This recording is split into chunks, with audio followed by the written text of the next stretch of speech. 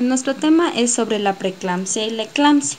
Los objetivos. El objetivo general, evidenciar mediante la revisión sistemática de investigaciones científicas las diferentes características de preeclampsia y eclampsia en los últimos años, utilizando como herramienta la medicina basada en evidencias. En cuanto a los objetivos específicos, analizar los factores de riesgo entre uno y otro país para reconocer la prevalencia de cada uno de ellos y ver cómo estos influyen en la enfermedad. Conocer la etiología de la preeclampsia y eclampsia en los últimos años, identificar los principales signos y síntomas de esta patología utilizados para el diagnóstico clínico de la misma, determinar mediante las diferentes investigaciones científicas cuál es la herramienta más utilizada para el diagnóstico de la preeclampsia y eclampsia, y por último, investigar sobre el tratamiento más eficaz utilizado para el control de esta patología. Como una breve introducción, podemos decir que la preeclampsia es la hipertensión que se presenta solo en mujeres embarazadas a partir de la 20ª semana de gestación y de la cual se han señalado múltiples causas, pero a pesar de esto aún se desconoce su etiología. Actualmente es reconocida como una de las principales causas de morbi y mortalidad materno-fetal y constituye un problema de salud pública. En cuanto a los factores de riesgo, aquí se trata de un estudio de casos y controles realizado entre abril y junio de 2010 en el Hospital Nacional Daniel Alcides Carrión. Como de las variables que se utilizaron para este estudio, las que resultaron estadísticamente significativas como factores de riesgo para presentar preeclampsia en mujeres embarazadas tenemos los siguientes: edad materna entre 18 y 35 años, primigestas, primiparidad, el antecedente de preeclampsia previa y también el antecedente de aborto. Estos fueron los datos estadísticamente significativos. También se presentaron antecedentes de violencia física, la no planificación del embarazo y el índice de masa corporal alto, tanto la obesidad como el sobrepeso, también como factores predisponentes altamente significativos. En otro estudio, en el que se analizaron los factores de riesgo de la preeclampsia severa en gestantes del Hospital Nacional Almanzar Aguinaga Asenjo, de 2006 a abril de 2010.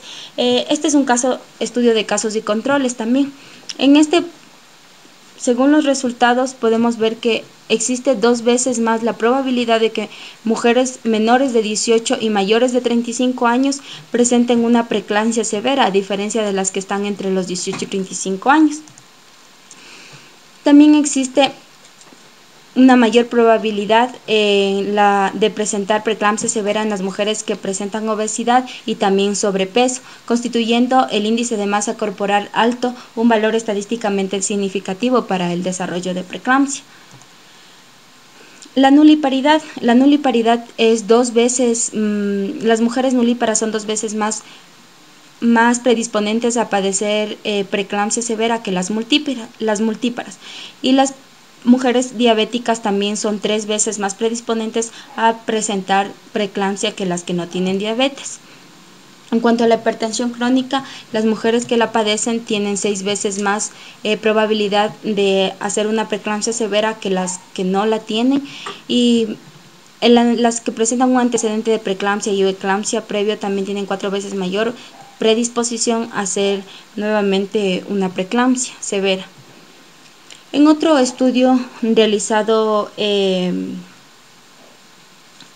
casos sin controles acerca de los factores de riesgo en el Hospital Nacional Cayetano Heredia, aquí podemos ver que los datos estadísticamente significativos fueron la raza blanca con un odds ratio de 6.36 y un intervalo de confianza de 3,1 a 13,1.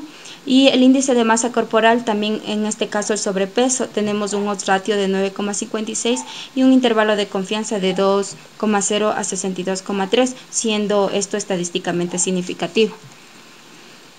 También las mujeres nulíparas, las primigestas y las que tenían un déficit de control perinatal presentaron valores estadísticamente significativos para el desarrollo de preeclampsia, siendo estos factores de riesgo. Y por último, el antecedente familiar de hipertensión, con un odds ratio de 5,2 y un índice de confianza de 1,7 y 16,7, siendo también estadísticamente significativo como un factor de riesgo. Otro estudio en el cual se analizaron los factores de riesgo asociados con preeclampsia, que también es un estudio de casos y controles, Aquí se determinó que el alcoholismo es altamente significativo para el desarrollo de preeclampsia. También la nuliparidad. En cuanto al uso de anticonceptivo, esto tuvo variables estadísticamente significativas en cuanto a los diferentes tipos de anticonceptivos. También el control prenatal y el antecedente de eclampsia previa fueron estadísticamente significativos como factores de riesgo para desarrollar preeclampsia. Entonces, como conclusión, podemos decir que según estos 4 estudios realizados tanto en Perú como en México, la nuliparidad, las mujeres primigestas, el antecedente de preeclampsia previo y también el antecedente de hipertensión constituyen los factores más significativos para el desarrollo de preeclampsia. En lo relacionado a la epidemiología se puede observar que la hipertensión inducida por el embarazo es considerada por la Organización Mundial de la Salud como un programa prioritario en salud en el mundo, haciendo su incidencia entre el 10 y el 20%. De esta forma se considera como una causa de muerte materna en países desarrollados y la tercera en los subdesarrollados. En la Ciudad de México se puede observar una gran variabilidad y sus valores oscilan entre el 12 al 22%. En el año 2000 en este mismo país se ha reportado 426 defunciones por trastornos hipertensivos durante la gestación, ocasionando un 35.17% de las causas de mortalidad materna. Se puede también observar que la incidencia en España es relativamente baja, entre el 1 y el 2%, considerado a este como un país en desarrollo. La incidencia en Estados Unidos, de igual forma, se puede observar que es bajo, del 5 al 8%. Según la información adicional del artículo de salud vascular y gestión de riesgos, la incidencia de preeclampsia está entre el 3 y el 7% para las nulíparas y del 1 al 3% para las multíparas. Según un estudio retrospectivo de corte transversal realizado en el Servicio de Gineco-Obstetricia del Hospital San Vicente de Paúl de la ciudad de Ibarra, se pudo observar los siguientes resultados, que con relación a la etnia hay mucha más significancia en las mestizas con un porcentaje del 69.61% y con relación al estado civil de la gestante se observa en mujeres casadas con un porcentaje del 39.22%, siendo esto muy significativo y considerándolo de esta forma como un factor de riesgo. Otro estudio realizado de corte transversal en la ciudad de Santa Villa, Santa Clara, en España, en el periodo del 2009 hasta enero del 2010, se puede apreciar que igual en esta ciudad ha habido una mayor prevalencia de preeclampsia, sobre todo en mujeres de los 20 a los 34 años. Y con relación a la distribución de gestantes según la paridad, se observa un 70% en las nulíparas. Con relación a la escolaridad, se puede observar que mujeres de entre un estudio primario y secundario observan la mayor prevalencia y con relación a la residencia de estas pacientes, la población rural presenta un 80.39%, por lo cual se ven afectadas. De esta forma se puede determinar que la edad materna entre los 20 y los 34 años es el índice con mayor probabilidad de presentar preeclampsia, al igual que mujeres nulíparas con un 70%, y el antecedente familiar también se toma en cuenta con un 23.3%. Otro estudio realizado en el año del 2009 en las provincias de La Habana, Camellán y Santiago de Cuba, se puede determinar que de igual forma existe una incidencia entre los 20 y 34 años para un 62.6% de preeclampsia, y también las edades extremas, como ya se había mencionado, menos de los 20 años y más de los 35 años, que también se considera como un factor muy importante, y en este caso se toma en cuenta la multiparidad como un factor de riesgo, siendo este altamente significativo. Otro estudio de corte transversal realizado en el Hospital Nacional Docente de San Bartolomé en Lima, Perú, se pudo observar que de igual forma la edad entre los 19 y 34 años obtuvo un 73.8%, siendo este altamente significativo, y por lo tanto consideradas un factor de riesgo. Con relación a la paridad, se observaron sobre todo en mujeres nulíparas con un 63.1% y con relación a la edad gestacional, 37 semanas de gestación es altamente significativo y un factor de riesgo para esto. En el siguiente estudio analítico transversal, en cuanto a las manifestaciones clínicas, en el siguiente cuadro observamos que los signos y síntomas que presentaron mayor diferencia entre no preeclámpticas y preeclámpticas fueron hiperreflexia, fosfenos, acúfenos, dolor en hipocondrio derecho. Este es un estudio descriptivo y retrospectivo durante el año 2005 al 2010. Síntomas asociados a la preeclampsia, en el que tiene mayor relevancia es el edema, presentando un 56.2% seguido de la cefalea con un 47.6%. El 84% de los pacientes no preeclámpticos presentaron menos de 3 datos. En cambio, más del 50% de los pacientes preeclámpticas, tanto leves como graves, presentaron 3 o más signos o síntomas. El análisis de varias combinaciones de síntomas y signos dio como resultado una mayor sensibilidad en la cefalea, vómito e hiperreflexia. El siguiente estudio fue hecho en Venezuela en el año del 2009. Es un estudio retrospectivo. Los principales síntomas fueron cefalea con un 57.84% e hipertensión con un 85.29%. Se debe tomar en cuenta que la hipertensión estuvo ausente en el 14.71% de las pacientes. El siguiente estudio fue hecho en Caracas en el año 2009 y es un estudio descriptivo. La convulsión se presentó en anteparto en el 63.72%, constituyendo así un indicador importante en el periodo de aparición. La cefalea se presentó en el 57.84%, mientras que los signos visuales se presentaron en el 19 a 32% de las pacientes. Se determina las manifestaciones visuales con un 24.50% de los casos y la epigastralgia constituye un 21.56% de las manifestaciones generales.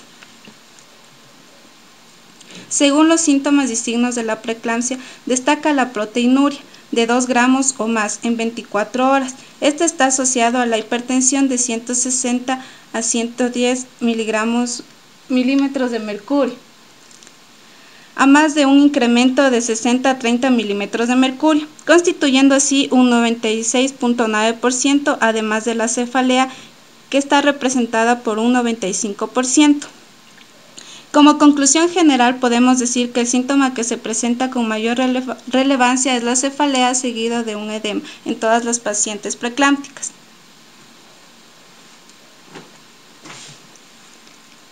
En el diagnóstico se pudo observar los siguientes resultados. Primero, se realizó un estudio en el Hospital Santa Ureta entre el 1 de enero al 31 de mayo del 2007, en el que se obtuvo en 59 pacientes y se determinó el cociente de proteínas creatinina y posteriormente la proteinuria en 24 horas.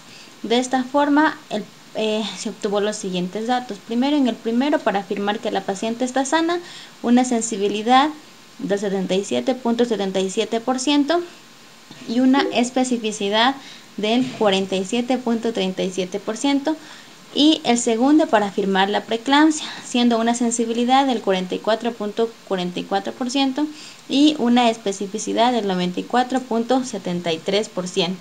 Es así que si el cociente de proteínas creatinina es inferior a 0,15, hay un 90% de probabilidad de que la paciente esté sana y nos limitaríamos a su control ambulatorio sin ingresarla para recoger orina en 24 horas. Por el contrario, si el cociente de proteínas creatinina es superior a 0,5, hay un 80% de probabilidades de que la paciente esté enferma y obraríamos en conseguir sin demorar las decisiones por la recogida de orina de 24 horas. Por el contrario, si las cifras obtenidas son intermedias entre 0,15 y 0,5, ingresaríamos a la paciente para un estudio. Según otro tipo de estudio prospectivo caso control, en este caso se pudo observar que 44 mujeres con preeclampsia sin patología asociada se dividieron en 2 grupos. Una de ellas expuesta al factor de riesgo, mientras que las restantes consideradas como embarazos normales, en las cuales se puede observar que la presión arterial fue mayor en los grupos de pacientes con preeclampsia y aún más en los grupos con preeclampsia severa, siendo esto altamente significativo. De igual forma, la sintomatología se evidenció con el edema como un criterio clínico para el diagnóstico por su sensibilidad para la preeclampsia severa del 100%. Con relación a los valores o datos bioquímicos, se pudo observar valores de uricemia y proteinuria altamente significativos, considerándose estos como un criterio para el diagnóstico de preeclampsia. Es así que el valor de uricemia para preeclampsia fueron significativamente mayores.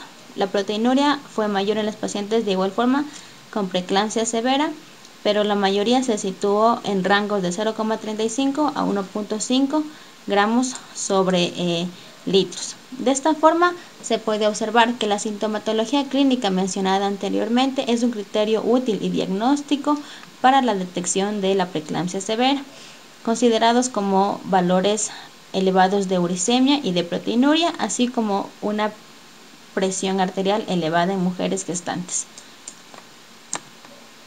Otro estudio realizado de tipo retrospectivo, descriptivo y longitudinal en la Unidad de Medicina Materno-Fetal en Caracas en el año 2006 a 2007 se pudo observar de igual forma que la mayor criterio diagnóstico se lo toma a base de la elevación del ácido úrico con un 63,72%, siendo esto altamente significativo.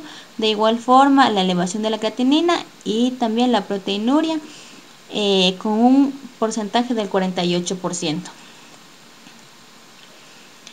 En un estudio de tipo retrospectivo descriptivo realizado en el Servicio Gineco Obstetricia del Hospital San Vicente de Paúl en la ciudad de Ibarra, en la provincia de Imbabura, en el año 2012 se pudo observar que de igual forma la proteinuria en pacientes positivas con 65,69%, que consideramos como un factor diagnóstico y de riesgo, al igual que la presencia de edema en miembros inferiores. De esta forma se concluye diciendo que la presencia de proteinuria, edema y una presión arterial elevada en mujeres gestantes mayor de las 37 semanas son criterios de diagnóstico para preeclampsia.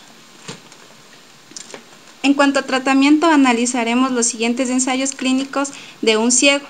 Según estos datos, podemos decir que el estudio realizado para la reducción de la preeclampsia con terapia antioxidante no es estadísticamente significativo, teniendo así un odds ratio de 2,78, un intervalo de confianza del 95%, 0,79 a 12,62 y la probabilidad de 0,11. Según este estudio, los resultados de la terapia antioxidante no es estadísticamente significativo. Tiene un riesgo relativo de 0,87, un intervalo de confianza del 95,42%, 0,61 a 1,25. Según los resultados arrojados en este ensayo clínico, se observa que el estudio de suplementación con calcio y ácido linoleico en pacientes con preeclampsia es estadísticamente significativo, teniendo así un riesgo relativo del 20, un intervalo de confianza del 95%, 0,05 a 0,82 y una probabilidad de 0,01. El grupo experimental con un 8,3% desarrollaron hipertensión inducida por el embarazo, comparado con un 41,7% en mujeres controles. Muchas gracias.